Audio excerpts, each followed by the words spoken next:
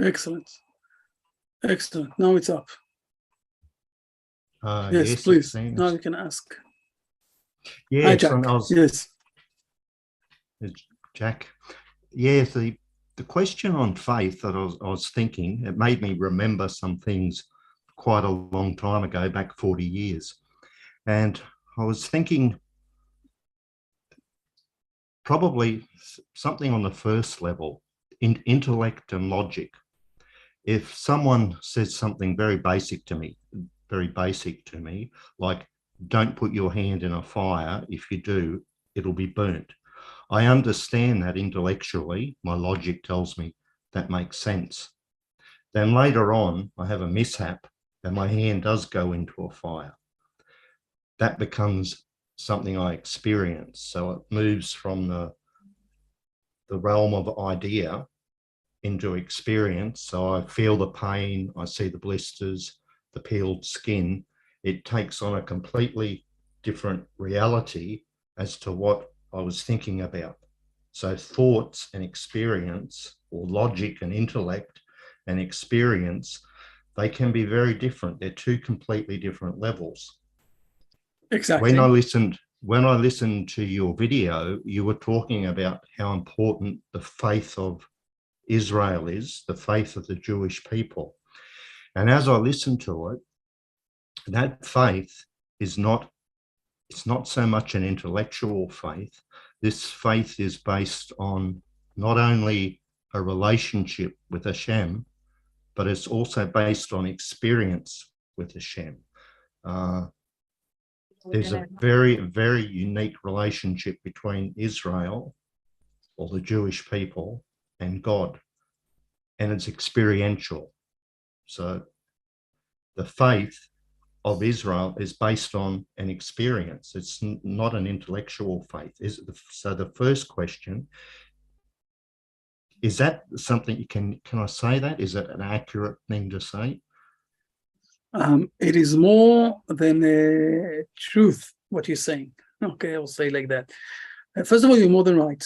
And I'm explaining all the time that Abraham, when he wanted to speak about faith and to acknowledge the issue of faith to other people in the world, one of the things that he did, or the main thing that he did, he gave them food.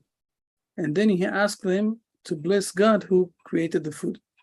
And they were saying to him, but we don't believe in God. So he demanded a big amount of money. Yeah. And they were afraid. So they said to him, can we only say thank you to God? He said, yes, if you will say thank you to God, it's okay. And we ask all the time, what exactly is the logic understanding of this midrash, of this story that we have, that we preserved a long history with this thing of Abraham. And we're sharing this story with the young kids, 4 or 5 years old kids from the kindergarten. And I'm always speaking with the adults and I'm asking them, please explain me logically what we are speaking about.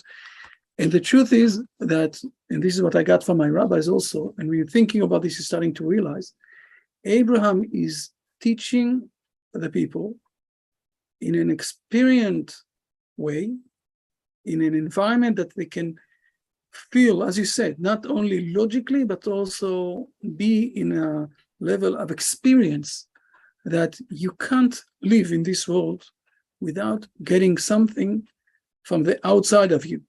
Without eating, people will die. When people starting to realize that that for life, we need to get something from outside of us, we can start to speak that it's not only on the physical level, but also on the spiritual level. And I'm asking all the time, one of the things that I'm sharing, or I'm asking, why is it that God created us in a way that we must eat 2 or 3 times a day, and then also go to the toilets, to the bathroom, and all of this system? Why didn't God created us, for example, that twice a day we need to stand on our hands and not on our legs for half an hour? Why God created us in a situation like that? And the answer is that God really wanted us to have an experience that we are, I'm calling it, that we need the source of life is not coming from the inside. It's always getting strengthened and always getting more from the outside of us. And this, the physical environment, will bring us to the level to speak also about the spiritual environment. And then we have a verse, a very important verse. Let me share the screen for a moment and go with this verse so it will be clear. The verse is saying like that. Open the verse. In Deuteronomy, I think it's chapter 4. I think so. Let's go to Deuteronomy.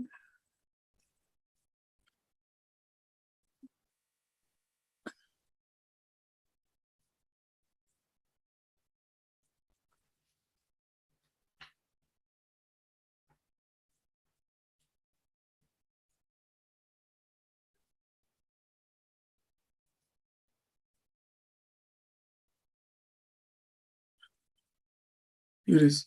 In chapter 8,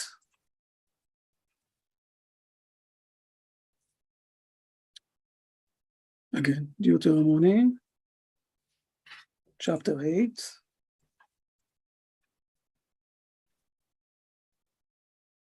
Please read verse number 3. Verse number 3. And he afflicted you and let you go hungry, and then fed you with manna, which you did not know, nor did your forefathers know, so that he would make you know that man does not live by bread alone, but rather by whatever comes forth from the mouth of the Lord does man live. Amazing. Starting to see. It's the experience that we're speaking about. When you have this experience, you're starting to speak differently. And you're more than right. This is one of the things that we've learned in the Kuzari. One of the most important things that we've learned in the Kuzari. And let me share the Kuzari now. And we will jump to the beginning of the Kuzari, what we've learned. That he's asking him in the beginning, on whom you believe. Know that? And he's very upset from the answer. Let me find it.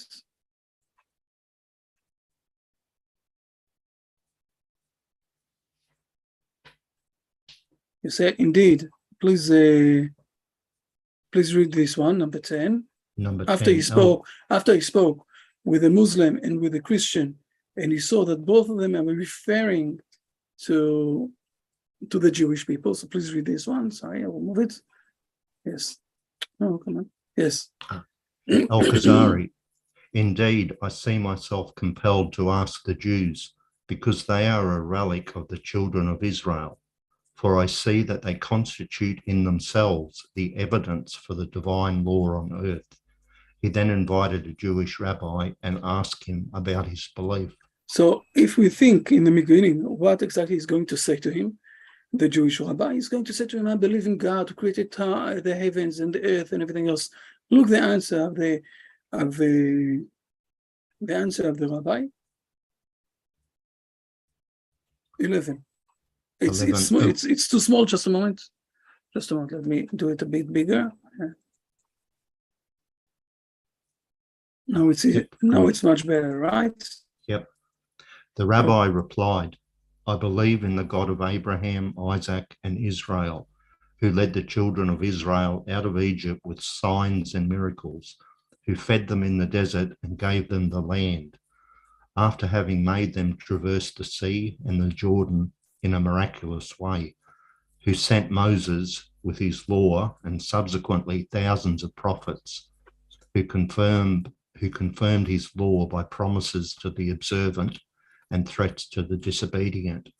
Our belief is comprised in the Torah, a very large domain. He's speaking here only about experience, right? All the experience that the Israeli people had with God. God promised them that he will return them back to the homeland after being in Egypt. And he did it after a few years, for 400 years, 200 years, whatever it is in the numbers. Okay? And this is why at the beginning, the El Kuzari is very upset. You see, you can read it by yourself. Okay? Mm-hmm. I had not intended to ask the Jews. Please read it, because Yep. I had not intended to ask any Jew because I am aware of their reduced condition and narrow-minded views, as their misery left them nothing commendable. Now shouldst thou, O Jew, not have said that thou believest in the Creator of the world, its governor and guide, and in him who created and keeps thee, and such attributes which serve as evidence for every believer, and for the sake of which he pursues justice in order to resemble the Creator in his wisdom and justice. So this is exactly the debate that we have between the Kuzari and the rabbi. The rabbi is speaking about the experience that the Hebrew nation have with God, the relationship, while the Kuzari is speaking about all sorts of ideologies, ideas. How do I think God's supposed to be? What God was supposed to do in this world? Now, we're not saying that He didn't create this world. In a moment, I'm going to show this. We're going to jump to our place now. But this is now it will be much clearer what he is answering him in number 13. The things that you, the Kuzari, is asking us, or what I will say along the 2,000 years of the Hebrew exile, what all of this department of trying to explain what is a belief is one thing, and the Hebrew nation is speaking about something all totally different. Please read 13. The rabbi, that which thou dost express is religion based on speculation and system, the research of thought, but open to many doubts. Now ask the philosophers, and thou wilt find that they do not agree on one action or one principle, since some doctrines can be established by arguments which are only partially satisfactory and still much less capable of being proved. This is very important to realize, because usually also the science, people don't really realize that. It's when you're reading a book of a science, you're saying to yourself, wow, this is very important. This is speaking with a lot of interesting words and very smart thing and everything else. But a lot of things in the science are being based on assumptions that were not proven ever. Speculations. Okay? A lot of speculations, And we need to realize that. While the Hebrew belief, the Hebrew relationship with God is being based on a relationship of the experience that we had with God along history. Unfortunately, in the last 24 decades, God is not speaking with men. But we preserved something. It's like you're taking a tuna in a can, right? How do you call this can? There's a word for that. Taking a tuna in a can, and you can preserve it for a lot of years, and then eat it, right? So, and the same thing, the Hebrew nation is something that is preserving this thing in small cans of tuna, through the rabbis to explain this experience. And it's not a speculation. It's not all sorts of ideas. It's something much more profound. Now, where we came to number, if I remember correctly, 63. 62, 63. Just finished 62. Exactly. And this is exactly what is going to be discussed in number 63. Because, and it's interesting to see how Rabbi Yehuda Levi is giving it again, promoting it again. Because what exactly is the Kuzari saying? And then we need to read again 62, but he asked at the beginning, he asked about all the Indian world, who is saying that the world was much, much longer than 6,000 years. And the answer was that those people don't have a lot of brain. So the Kuzari is saying, okay, fair enough. So how are you dealing with those who do have a lot of brain? And this, if you can read the number 62, okay, I know that you read it, and then we'll answer in 63, and you'll see that it's exactly the same thing and at the same point that you mentioned. Please. 62. 62 yes, please. 62, Al-Kuzari. If I had supported my arguments by reference to a Negro people, therefore a people not united upon a common law, thy answer would have been correct. Now, what is thy opinion of the philosophers who, as a result of their careful researches, agree that the world is without beginning, and here it does not concern tens of thousands and not millions, but unlimited numbers of years? So he's saying to him, look, okay, I agree with you about the Indian people. They're not really smart people, but the philosophers, they are the most smartest people in this world. They don't believe that the world was created. How can you deal with this? Okay. Now, and this is exactly the answer that we have. The truth is that even though there are big philosophers, and today we know that through Immanuel Kant, I think I said it last time also, okay, that you can't, in brain system, I will say, in the logic system, you can't prove that the world was created, and on the same level, you can't prove that the world was always, like the philosophers, the old philosophers are saying.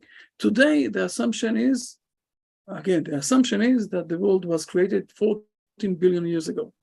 Yeah. Okay. By the way, we have an interesting book from 200 years ago from one of the Kabbalah rabbis that we have, that he also wrote almost the same number as the science. Okay, 14 billion years and 200 million years.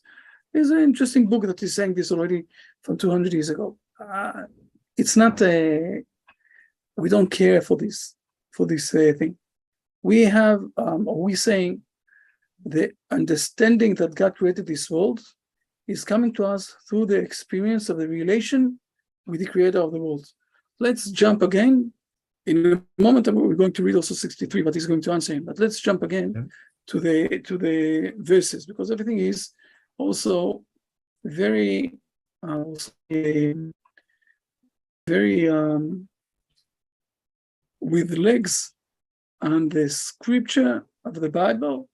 The same Bible that was being decided in the 13th century, that the Christian people are not allowed to learn it. And why is that? Why is that? Because if they will learn the main Bible, okay, the true Bible, the true words of God, it will take them out from the Christian world. So let's see for a moment how God is starting the Ten Commandments. Okay, please read the first two verses. God spoke all these words to respond to, I am the Lord your God, who took you out of the land of Egypt, out of the house of bondage. Fair enough. So the beginning, the relationship is what? I have a relationship with you. I took you out from the land of Egypt. More than that, let's read for a moment Rashi. Rashi is very important here, okay? Please read this.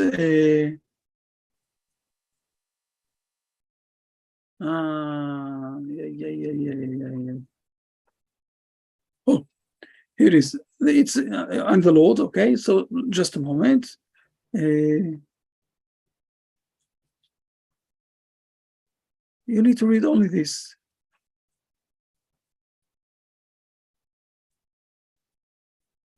Only this thing. Okay, it's from the Mechilta. So please read only this, please.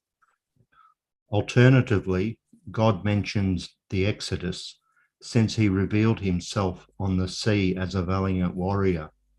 And here he revealed himself as an old man full of mercy. As it is said, and beneath his feet was like the form of a brick of sapphire. Exodus 24, verse 10. That brick was before him at the time of the enslavement, to remember the Israelites' suffering when they made bricks as slaves. And like the appearance of the heavens, Exodus 24, verse 10, therefore there was joy before him when they were redeemed, since I change in my appearance. Do not say that they are two divine domains, but I am he who took you out of Egypt, and I am he who performed the miracles by the sea. Amazing. So two things we learn here. First of all, I'm with you on the experience of the journey that you passed. I'm helping you.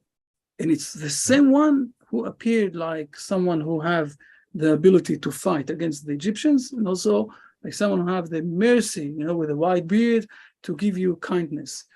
So the beginning, the first words of the opening of God to speak with us is, I'm joining you, I'm part of you, we have some sort of a history together, I'm helping you, I'm assisting you in your history. Okay, fair enough. So this is the beginning. Now, you will ask me, so God created this world, he created this world. Let's read number 4. Now, we need to read it, all of them, from verse 8 till verse 11, please. Sorry, from what was the verses, Rabbi? From 8 to 11. Read 11. all of them together. 8, from 8 to 11. 8. Remember the Sabbath day to sanctify it. 9. 6 days may you work and perform all your labor. 10. But the 7th day is a Sabbath to the Lord your God. You shall perform no labor, neither you, your son, your daughter, your manservant, your maidservant, your beast, nor the stranger who is in your cities. And 11. For in 6 days the Lord made the heavens and the earth, the sea and all that is in them, and he rested on the 7th day. Therefore the Lord blessed the Sabbath day and sanctified it. In verse 4, in commandment 4, when God is saying to us that we need to organize or to keep the Shabbat and to sanctify the Shabbat, he's explaining that the reason is, I created the world in 6 days, therefore, in the 7th day, if you are not working, you're showing that you believe that I created this world in 6 days, and in the 7th, I'm resting. Did anyone saw that? Was any men in this world on the days that God created this world? In the first 6 days, there were no men here, right? Nobody saw that. Maybe there were dinosaurs, maybe there were a lot of things. Man wasn't here in those 6 days. So this is something, I will call it, because I know, okay, in the beginning, when God is starting with me, and I know that he is the one who was me, he took me out from Egypt. He was the one also that is appearing in front of me in a prophecy way in these 10 commandments now with a lot of mercy. In the same one. And I know that he is not lying to me. I also believe that he created the world. But it's not starting the opposite way around. It's starting, first of all, with the things that we have experienced together. This is the most basic thing. On the other side, it always must be also related with logic. If it will start to contradict the logic, this is where we need to start to ask ourselves if it's true or not true, because God also created the mind, the brain, the possibility to think logically, and we need to be aware that things can't be contradicted. By the way, we're learning here that to keep the Shabbat, or I will say it like that, to have 2 candles every Friday night, okay, as mentioning that this is the Shabbat day, the 7th day, this is something that is not only for the Hebrew nation, it's for all of the people of the world, specifically Shabbat, not Sunday, okay? The Messiah didn't come yet, so we can start to bless the 8th day. We still understand that we are in the environment of the world. And this is, I will say, this is how it's working. Now let's go back to the Kuzari, and we will see how the Kuzari is, I will say, working or answering, how the rabbi is answering the Kuzari about the philosophers. Please read 63. It's exactly 60. what you said, but let's read it and sum it and see it exactly, please. 63. The rabbi.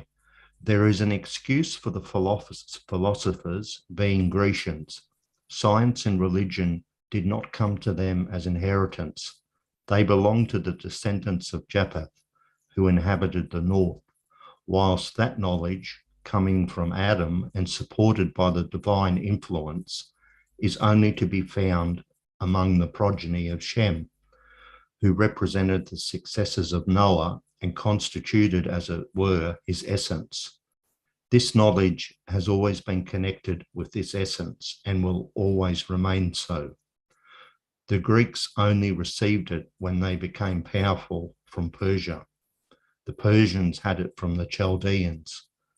It was only then that the famous Greek philosophers arose.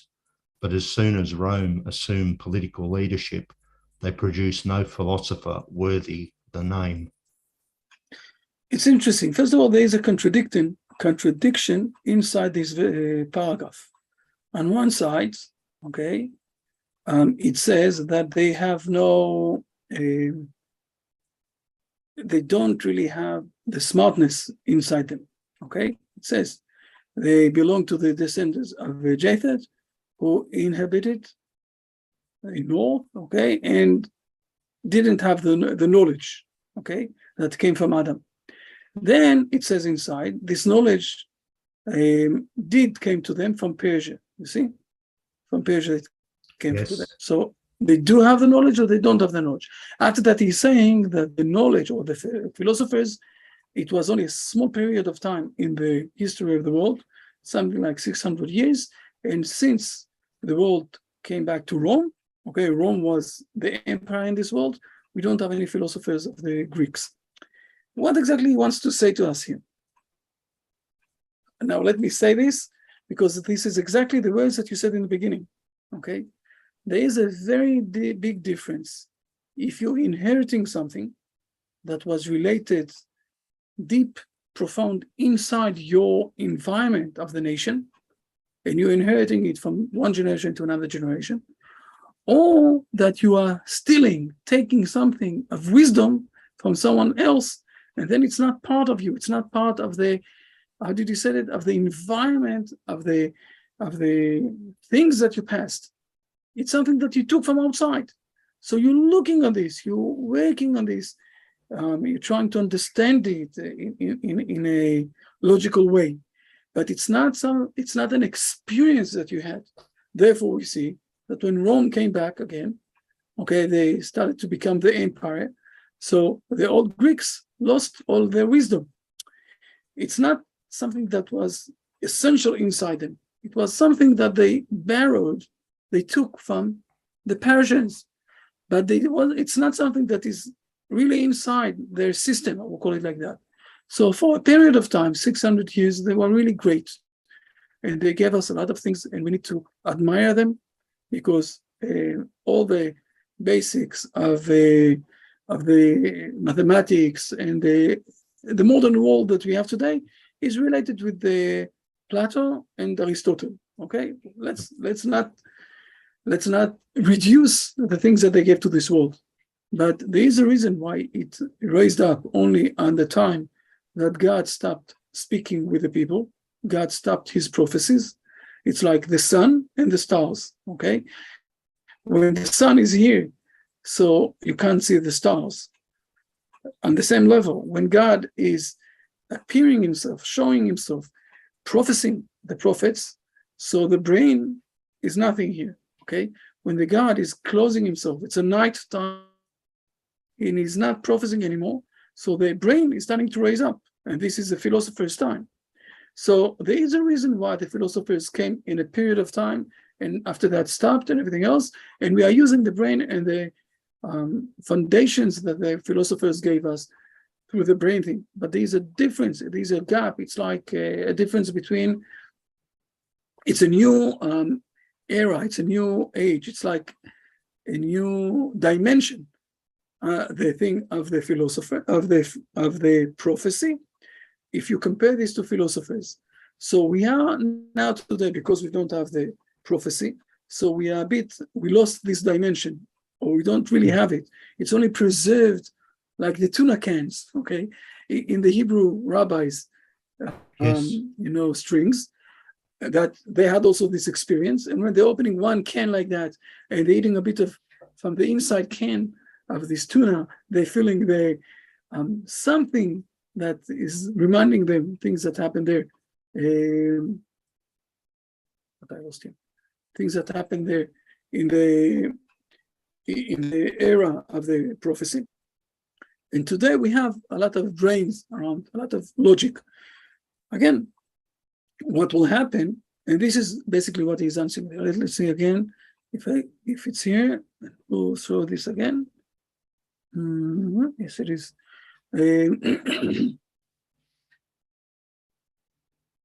How do I share the screen? Here it is. Can you see the? It hasn't come up. Ah, yes, now it's there. Yep.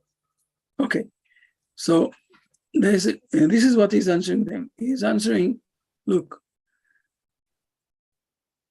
you need to realize, okay, that it's not part of their experience of the old Greeks. It's something that didn't came to them through the dynasty of Shem and Seth. Okay, the main people that Adam gave them this knowledge, the divine knowledge, and they stole it from the Persian for a period of time, and then it stopped in them. And let's discuss those people, those giant people in brain side, but let's discuss them in the right way, especially when we're speaking about, is it if the world was created or wasn't created, okay? If you're speaking about those two things, those are things that you can't decide through the brain. Also, God didn't start to appear himself in front of the Hebrew nation by saying, I'm God who created this world. No, he started with the experience of the Hebrew nation. Okay, I'm giving you an answer. You want to continue on with 64? You want to continue 64, 65? We can also continue a bit more, please. Yep. 64, Kuzari. Does this mean that Aristotle's philosophy is not deserving of credence? 65, the rabbi. Certainly he exerted his mind because he had no tradition from any reliable source at his disposal. He meditated on the beginning and end of the world, but found as much difficulty in the theory of a beginning as in that of eternity. Finally, these abstract speculations, which made for eternity, prevailed, and he found no reason to inquire into the chronology or derivation of those who lived before him. Had he lived among a people with well-authenticated and general knowledge, traditions, he would have applied his deductions and arguments to establish the theory of creation, however difficult, instead of eternity, which is even more difficult to accept. It's very, very simple. Okay, since this is a question, he's saying here things 600 years before Immanuel Kant, but he's saying the same points. Since the logic, I will say, foundation of decision, if the world was created or the world was always, you can't decide this logically. You have proofs logically to this side or to the other side. So, and it's very amazing, this answer. So we don't need to go after, I will say it, after the philosophers, since they had a wrong tradition, while we have a full experience with God, who said to us that he created the world. Now I'm going to say a hard thing here. Are you ready to? I'm going to say this on the internet, so I'm going to say a hard thing. We believe that God created this world, okay? But the truth is that if there will be the truth is that we don't care if God created the world or not. This is the most important thing to understand. We don't care. This is not the essentials, I will say it like that. It's not the milestone of the Judaism that God created this world. If we will manage to prove that God didn't create this world and he used things that happened here to frame the world to the way that it is, it's also okay for us. Now, I'm not saying this because we do believe that God created the world. If you go to the Maimonides, if you go to the Rabbi Dalevi, if you go to the Bible is saying that God created this world. It's not that we don't believe that God created the world, but this is not the beginning. The main point or the main part of the Hebrew nation is the experience of the relationship between God and men. That the Hebrew nation saw that and preserved it along history to a full nation, not to one person or another person.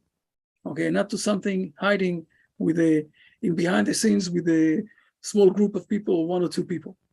God spoke with the full nation And he appeared himself in front of the full nation. By the way, he appeared himself twice.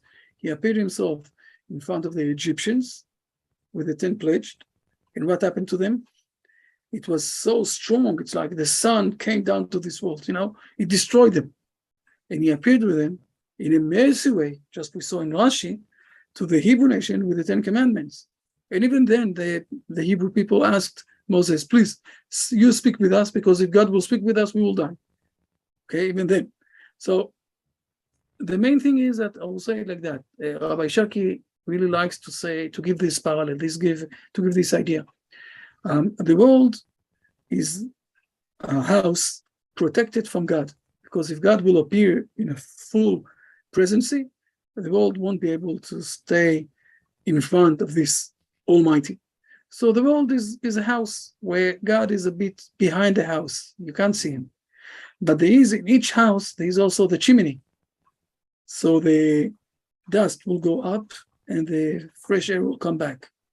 And we need someone that will clean the chimney all the time. Chimney, And the Hebrew nation is the one who is cleaning the chimney all the time. And the relationship and connection between God from the outside of the world and the world inside what's happening inside the house. Now, the philosophers, they are closed inside this world. If you will think about this, and I'm jumping here to things that are not written down, but this is the logic in behind the things. If you will think about this, the philosophers are asking good questions. In another generation, the philosopher will answer what he thinks. And the generation after that, another philosopher will answer something else. So who is asking, who is answering? It's a closed world inside the house. The only people who were in the chimney, okay, going outside, speaking with God, coming back, is the Hebrew nation with their prophets. So we have answers that are from the God who created this world, from the outside of the world. And we are supposed to give them to all over the world. This is more or less this discussion. And it is starting on the premises, on the basics of what you said, that the Hebrew nation faith is starting with the experience. But again, this experience is not against the logic. Very important. We need to use the brain. And if something is against the logic, so we don't understand it good enough. I can say here another thing. If you will ask Immanuel Kant, why not to kill someone? He will say to you, because logically, I think it will be bad if people will start to kill one each other. This is what Immanuel Kant is saying. Same thing with stealing. Now, he's right. But who is his, I will call it, alien? Who is his God? His own brain. So he's worshiping himself. When we're saying that we don't want to kill someone because God from the outside of the world told us not to do that, so we are getting related with God. We are behaving like God. God is giving life, and we are not taking life for nothing. So we are imitating God, and we're getting related with him. So it's giving us, I will say, to get connected with the Almighty, with God from the outside of the world. And we are not worshiping ourselves. We are related with God. This is, if we are summarizing things that you asked, and we saw this also in the Kuzari. If you have more questions, this is the time. Yes. Everything is clear. It's clear. I thought back to the 1980s. I had to attend a lecture on spirituality, and the speaker came out and stood on the stage. I can hear. I hear you a bit badly. Just a moment. I hear you a bit badly. I don't know why. The line is not so good. Let's try it again, please. Can you hear me, Rabbi? Yes, but something there in the line is not so good. Okay. I noticed it is dropping out a bit. Is a speaker on spirituality came out and introduced himself as the professor, the head of the chemistry department. And he said to us, you might think it's a bit unusual that a scientist, someone who spent his whole life as an atheist, is going to lecture you on spirituality. But he said, bear with me and things will become clear. And this goes back to, I guess, experience. What he went on to describe was a Saturday morning, he developed chest pain and got his wife to run into hospital. When he arrived at the hospital, he had a massive heart attack and was clinically dead. And the experience that he underwent during that incident, he said it completely changed his life. He's now a believer in God, and he's still, obviously, he's still a scientist, and he still has that mindset. But his atheism is gone, and it changed his whole life, his perspective on that one experience.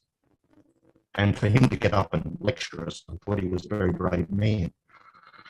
But I thought at the time that it raised a lot of questions. Again, it's about experience and about intellect. Actually, I walked out and I was in a state of shock. And I've actually written a really long email to you. I haven't sent it yet. Feel comfortable, yes. Specifically on that topic. Fair enough. Yes, it's, first of all, you're saying it is amazing what you're saying. And we know that in the 80s and 90s, and since then, there were also some researchers that people, because of the advanced possibilities that we have in the science, in the medical science, so a lot of people that were in old days just dying, we have the possibilities still to keep them alive and maybe even to bring them back. And people are starting to come back and say to us things. Some of them are written down in the Hebrew Kabbalah things, but they are really finding suddenly the spiritual world. The truth is that most of the world, if you're speaking about the wisdom of the masses, most of the world believe in God. Okay, Yeah. Because we need to know also that, and also, and only the modern world of the even not in the United States, but in some places they don't believe in God. You're more than right. By the way, we see in the last 10, 15 years, a lot of people who are dreaming, like the Kuzari, that they must find the truth and to go to the Hebrew nation.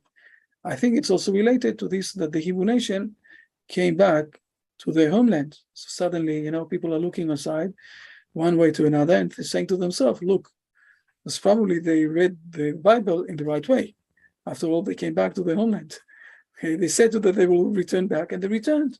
And it's even, a strong country. So we do see in the last 70, 80, 90 years that a lot of the spiritual world is moving to the right place. And it is touching. And you yourself is part of the movement that is managing to bring this to the world, to bring those words to the world. I can tell you that we're working on renewing the site, and then you will be able also to pass it on to your friends, and it will be much more friendly, all this thing, and we will be able to do more things. And I'm waiting, next month, I'm going to fly to Canada to have their meetings with the Noahide groups, and also in Germany on the way back.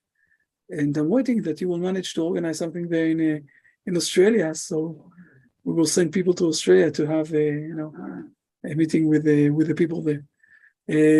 On the way, we'll pass through the Bangkok. I understand that in Bangkok there was a very high disaster there in this weekend, right? Ying, Jack, right? Sorry? There was a very big disaster there. A lot of people died in Bangkok, right? The people die, In Bangkok, something like 150 people or something. 50 people, not in Bangkok, in province. The province, okay. Yeah, got shooting for one guy. Then Yes. they kill many people, and then they Commit suicide. Yes. So God bless you all. Bezrat Hashem. Hopefully God will bless you all with the things. Don't hesitate. Ask your questions. You see, it's going along with the things that we have learning, and it's putting us in the right track. So learning how to behave with the Brit Shalom book is one thing. And the most important thing of the Jerusalem is to bring, I will say, some sort of meaning in life through the understanding the right thing. This is the most important thing of Jerusalem. This is why we came back to Jerusalem. It's not Judaism. It's Judaism from the source. And soon, when the prophet will come back, so it will jump another stage. Hopefully soon. Fair enough. So don't hesitate. Always ask questions. If there are more questions, it's good. If not, in something like 3 minutes, my battery of the computer is going to shut down. So this is, last few minutes. Thank you, Rabbi. Thank you very much also for those things and questions. Be strong, all of you. See you next week. Okay, we moved the clock, so it's now, we moved 1 hour later. Okay, 1 hour. Okay. Fair enough. Okay. Okay. Have a great weekend. Bye. Thank you, Rabbi. Okay. A great week. Goodbye, everyone. Bye. Goodbye, everyone.